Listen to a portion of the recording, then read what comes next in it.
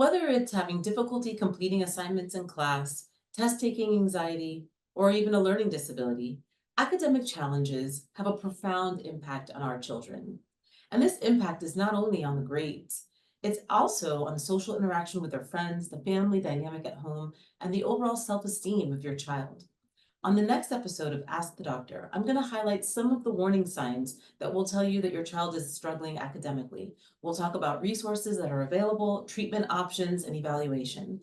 I'll answer all of your questions regarding academic difficulties and ADHD on the next episode of Ask the Doctor.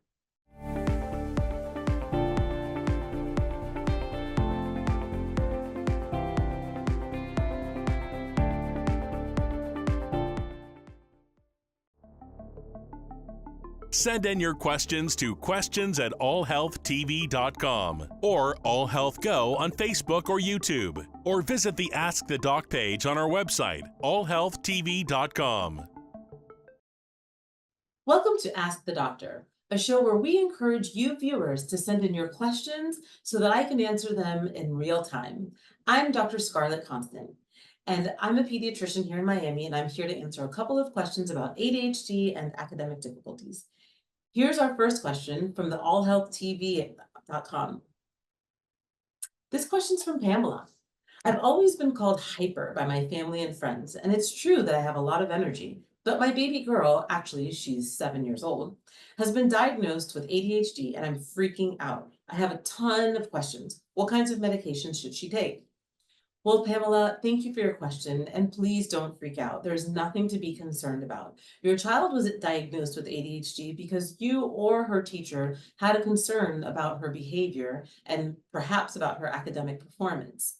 The diagnosis of ADHD is very important because it's not so much that we want to put a label on your child, but we want to be able to address the actual issue that is occurring. And if we don't know what's going on, we won't be able to solve it. So ADHD, which stands for Attention Deficit Hyperactivity Disorder, is a diagnosis in which your child is having difficulties not only paying attention in class or concentrating on and completing complex tasks, but which is the inattentive form, they're also hyperactive. So meaning behaviorally, maybe she pushes boundaries a little bit and is unable to really sit for a long period of time and actually follow directions and concentrate for extended periods of time, which her peers may be able to achieve. There's nothing wrong with that, but of course you can imagine in the academic environment that poses some challenges to actually learning, and it also may in some cases cause disruption in the class. So the ADHD diagnosis, I'm assuming either your pediatrician or neurologist gave her that diagnosis. There are many different types of treatment. You don't have to go to medication right away. We can talk, depending on the component that is more prevalent in your child, whether it's the hyperactivity component or the inattentive component, we can address those concerns. For example, if she tends to be inattentive, but is very well behaved and follows instructions in class and is pretty quiet, you can actually work on different learning skills and study skills to help her concentrate and understand what she's reading and what she's learning. A lot of times the inattentive component has there's a difficulty with comprehension. So you could actually seek tutoring, whether it's in the school or privately, and have someone help her almost teach her a different way to learn. Not everybody learns the same way. So she'll have to learn how to learn the way that works for her. And other options could be medication if she's a little more hyperactive than usual, or maybe she's having difficulties even though she is able to comprehend, but physically and behaviorally she just can't stay still. Medications are an option, but this is something that you should absolutely discuss with your pediatrician, and there are many options, and you don't always have to go straight to medication. I hope that this helps calm you down a little bit. Let's see, we have another question coming in. This question is from Carson. Hi, Dr. Constant. My son has ADHD and takes stimulants for it. Can you explain how they work? I'm concerned about what this means for his future. Hi, Carson. Well, a stimulant, so stimulants basically block the reabsorption of dopamine in the brain. So what this means is a stimulant acts almost as an amphetamine in the brain. It actually helps the child focus, and basically I try to explain to parents, filter out all of the noise around them. So they're able to really zone in on one task and focus on that and filter out all the noise, the distraction, the movement all around them. And this helps because clearly it was determined that your child is having a difficult time actually concentrating on the task at hand and concentrating long enough in order to complete work or to comprehend what he's reading. So the stimulant will help him with his focusing.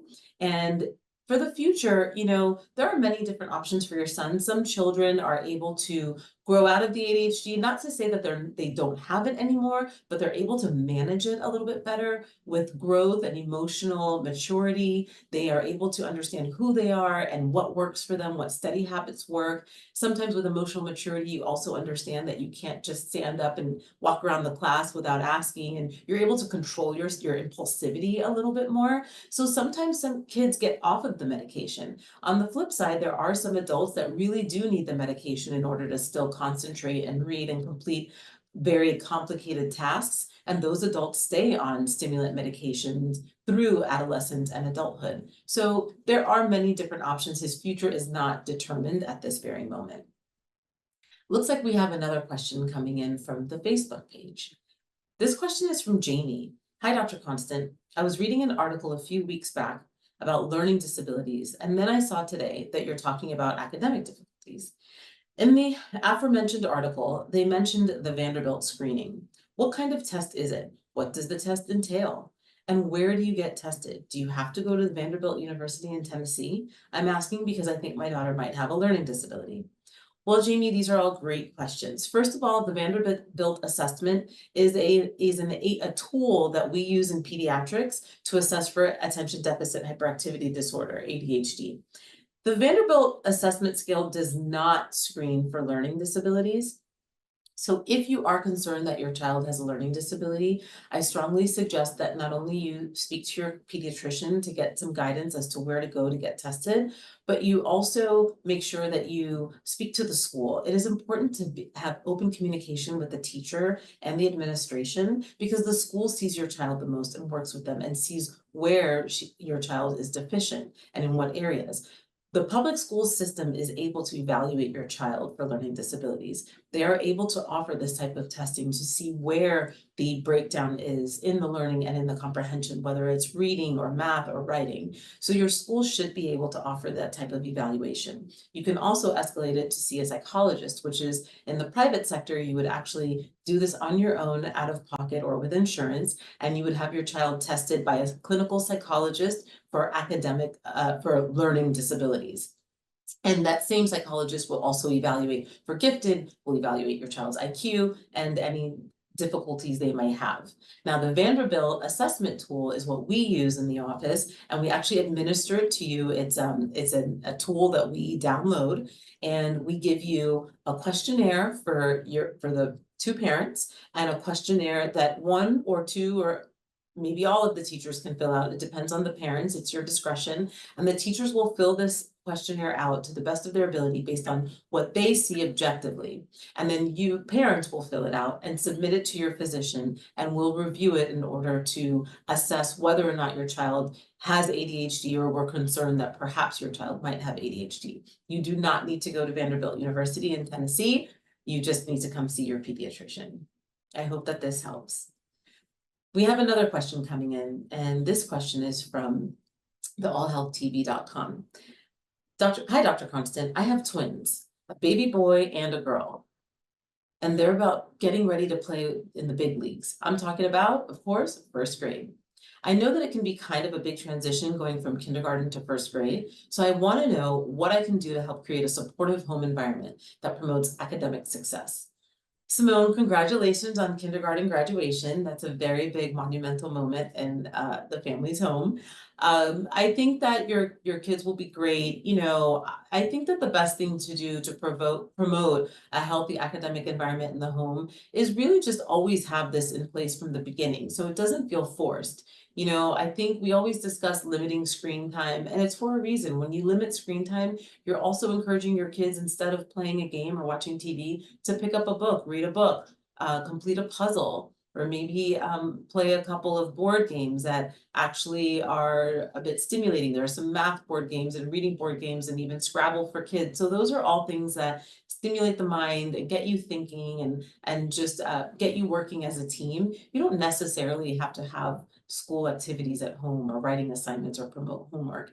You just need to create an environment in your home where your child does feel that learning is fun and that they don't want to just come home and immediately turn on a TV or play a game and associate being home with just game time and playing. You want to also engage in other types of activities. So I think that's important. I think also it is important to encourage your children to try, they're gonna, in first grade, they'll start writing and working on their handwriting. So you can, at home, if they want to color in the coloring book or draw a picture for you, or maybe when you're on vacation, I used to do this with my kids. I used to ask them to, at the end of the day, to write a little bit about their day, 4 sentences or 5 sentences about the most favorite thing that they did the whole day and sketch out something that they saw that made them happy. These are things that are fun and interactive, and at the same way you're promoting learning and you're preparing them for the next level. Okay, we have another question coming in, and that is from Albert. Doctor, can you tell me more about autism spectrum, please? My nephew, who doesn't like the sound of noises and is uncomfortable around strangers, has been diagnosed as mildly autistic. I'm not sure what that means. Okay, Albert, well, I'm sorry to hear that. It sounds like your nephew is what we say they're on the spectrum. So we don't really use the terms mildly autistic or severely autistic because autism is a spectrum. So basically autism is a deficiency in social interaction. And the severity of this deficiency really reflects the severity of the autism or how high they are on the spectrum. And when you have this type of social deficiency, it is difficult for someone to interact with you, to speak to you, answer questions, make eye contact. And sometimes it's difficult for them to even be in an environment where they're being taught, so it makes them a bit disruptive. So that's on the other end of the spectrum. The low end of the spectrum is maybe just having some difficulties with basic social interaction. They seem like they're not very comfortable around people or they're skittish around strangers. And there is a really great outcome with that. And it doesn't mean that it's going to necessarily affect their academic performance. It really is more of a based on social interaction. And yes, the loud noises tends to be a common characteristic of children on the spectrum where they are hypersensitive to noises and other types of stimuli. And this is all, again, part of more of a social component, but usually they should perform pretty well at school and not have a problem. So I wouldn't worry about him. Okay, finally, we have another question that's coming in from Facebook, and this is from Ariel. Dr. Constant, I've been told that my child might benefit from an individualized educational plan. Can you tell me what that is and how it could help him? He's 10 years old and has been diagnosed with severe dyslexia.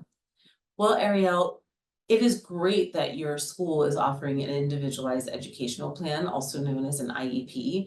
And that is basically the school's way of creating a plan for him to learn the way that works best for him. Not all children can be on the same curriculum and have the same academic outline, because some children have more difficulties than others, such as your son who has dyslexia. So what the school will do is they will create a classroom environment for him. They'll have probably closer interaction with the teacher. I'm not sure how they're going to accommodate him, whether someone will read out loud to him or allow him more time to read. These are all basically accommodations that they're going to create in order to facilitate your son's learning and reading in school based on his dyslexia diagnosis. So this is an amazing way for the school to really help you and accommodate him and get him to where he needs to be. Next, we have a question from Gustavo. Dr. Constant, my 12-year-old boy is a genius. I'm serious. I think he'll win the Nobel Prize someday. He's a total science computer geek, but he struggles to get good grades in English, and he really hates reading. How can we help him? So this is pretty common, especially at this age where you figure out where your strengths are and we gravitate towards our strengths and then we really want to avoid our weaknesses. And it's common that someone who really enjoys math and science and computers is going to detest English and writing and the humanities. That's pretty common. So what you want to do to help your son, honestly, is encourage him just to, I don't want to say take baby steps, but encourage him to still read and write, but at a but not so intense as what's expected from him at school. And so when I say this, I know he's 12 and maybe he's a little too old for this, but with the younger kids, sometimes we've been encouraging kids to read graphic novels because they're more like comic books. And so it's a little easier, it's a little more fun, there are more illustrations. And so for your 12-year-old son, that's a perfect resolution. You can teach him about the old school comics. And I know that everybody's into Marvel again, so you can introduce him to the Marvel comics and give those to him. And it's a little more fun and computer science guys love Marvel, so they can read that, and he's reading but doesn't even realize that he's reading. You have to kind of just give him a different avenue to still enter into that realm of reading and writing and help him with that. And explain to him that, we can't completely ignore one whole component of learning. This is something that we're just going to have to deal with at school. Now, if his grades are affected and he's truly struggling in that respect, then you might want to talk to his teachers and see if this is something of a concern or a warning sign that maybe he has some type of learning disability or reading comprehension problem, dyslexia. Maybe he says that he hates to read or he hates English because it's actually difficult for him. So if he's not doing well or he's reluctant to go to class and the grades are reflecting that, then you might want to meet with his teachers, and then you'll talk about maybe evaluating him and seeing if there is a true problem or if it's just a preference. Okay, so our next question is coming in from the All Health TV app, and that's from Danny. Dr. Constant, my daughter goes to a public school and recently her teacher suggested she undergo psychoeducational testing. What the heck is that? She's only 8 years old, but she'd had trouble with schoolwork since the first grade. Absolutely. So if your child is 8, this means that she's in second or third grade. And if you've seen consistently for 3 years that she's truly had difficulty with her schoolwork, then it's time for you to get her evaluated. Whether you're evaluating her for a learning disability or evaluating her for attention deficit disorder, you do need to meet with your teachers. And yes, a psychoeducational testing would be amazing. Of course, as I mentioned before, the school can perform an evaluation on your child.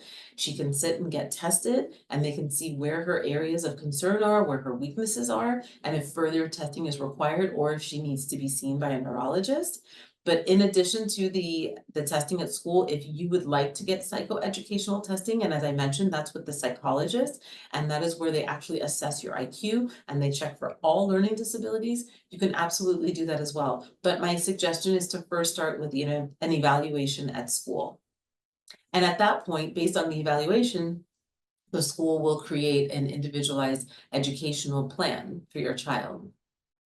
Okay, so for those of you that still have questions and don't remember how to submit them, take a look below.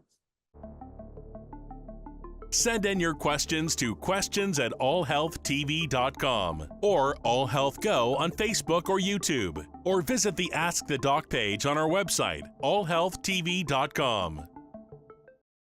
Hi, welcome back to Ask the Doctor, where your questions can be submitted so that I can answer them in real time.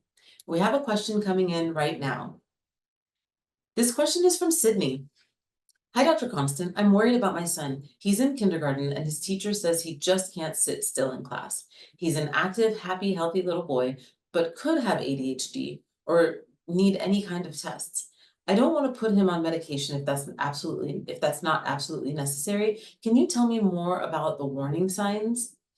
Okay, well, so Sydney, your son is in kindergarten, meaning he's young. He's 5 years old, maybe 6.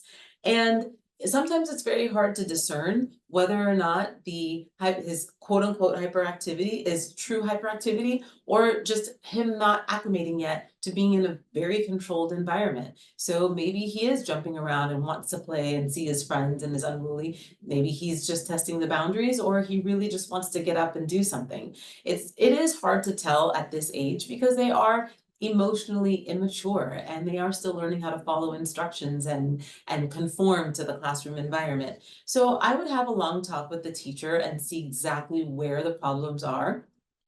And if you would like to also discuss it with your pediatrician and just have a really good explanation as to what he's doing, whether he's jumping up and running out of the room, or he's asking a question out of turn, or maybe he's just a little busier than the other kids, but he actually does listen and follow instructions. So I think that that is perfectly normal, but let's evaluate it further with your pediatrician, and don't worry about medications just yet. That's really far down the line. First, we have to see if this is something that's truly affecting his academics and his school performance. And Sydney, right now, let's take a look at this video from our other physicians.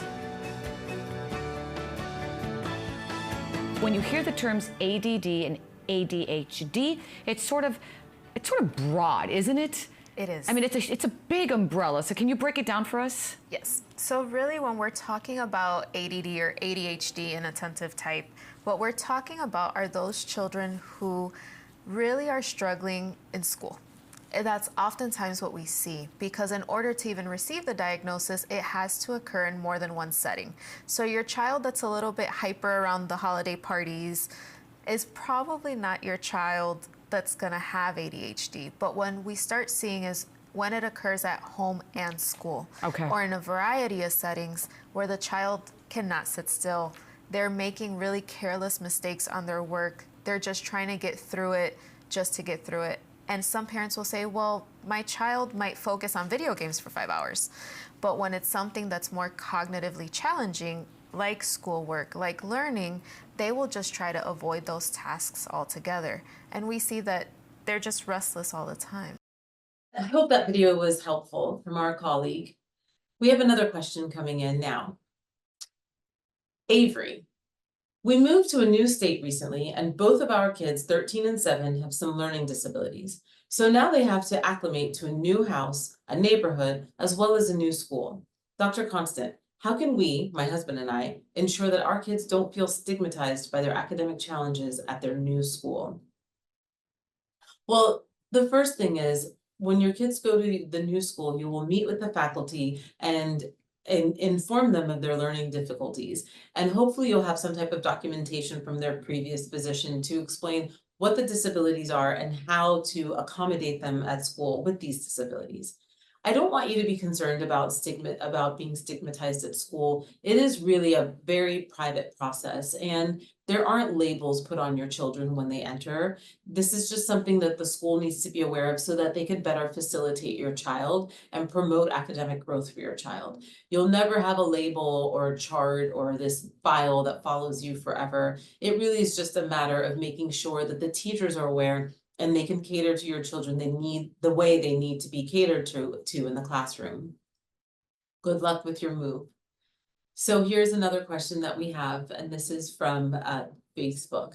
This is from Caroline. What role can teachers and school counselors play in identifying academic issues in students? That's a great question.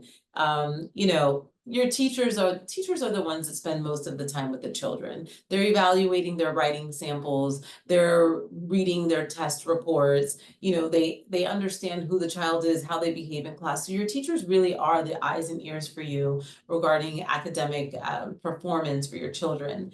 Counselors are wonderful as well in that they actually see the trend in the grades and the test scores, so they can really provide a lot of insight as to how the type of student your child is. So I think that they play a great role, and they really can just help you at least with the warning signs or the trends that your child is completing. Okay, again, we have another question. They just keep coming in. So here's a question from Laura. What resources or support services are available for families dealing with academic difficulties? Great question, Laura. So this, of course, depends on where you live, on your community, on your school district. But a lot of school districts have wonderful resources, whether it is the IEP that they put in place, tutoring that comes to the school, seclusion classes that will pull your child out and put them in a different environment with reading labs, etc. And so in school, I would certainly speak to your school administrator first to find out what the school offers. And then moving forward, there are a lot of private facilities that offer different types of tutoring. There are also schools that are designed for children with specific learning disabilities, and they will facilitate them as a whole in that school. So you can always look into your school district and find out which schools are beneficial for you. So just to recap, I just want you to remember that if your child is diagnosed with ADHD, the treatment is not only going straight to a stimulant medication. There are many options for children with ADHD, and you should definitely discuss it with your pediatrician before you get nervous and think that your child needs to be started on a stimulant. If your child is struggling with schoolwork or just shows that they don't want to go to school, they're reluctant to go to certain classes, you feel like they just really don't like to be there anymore, and their grades are reflecting that, always speak to the teachers first and find out, is there a reason for this? Is there something that is difficult for your child, which is making them dislike school a little bit more? Look for feelings of sadness or maybe having a difficulty with a teacher. It might not be the teacher, it might not be personally to your child. It just might be that there's an academic problem or a learning difficulty in the classroom. So always speak to the teachers, talk about an evaluation. And if you feel like you're lost and you need guidance, speak to your pediatrician and we'll guide you the right way. I hope that this helps. And as usual, I'm happy to answer any questions that you have. Thanks for watching Ask the Doc. Send in your questions to questions@allhealthtv.com or AllHealthGo on Facebook or YouTube, or visit the Ask the Doc page on our website, allhealthtv.com.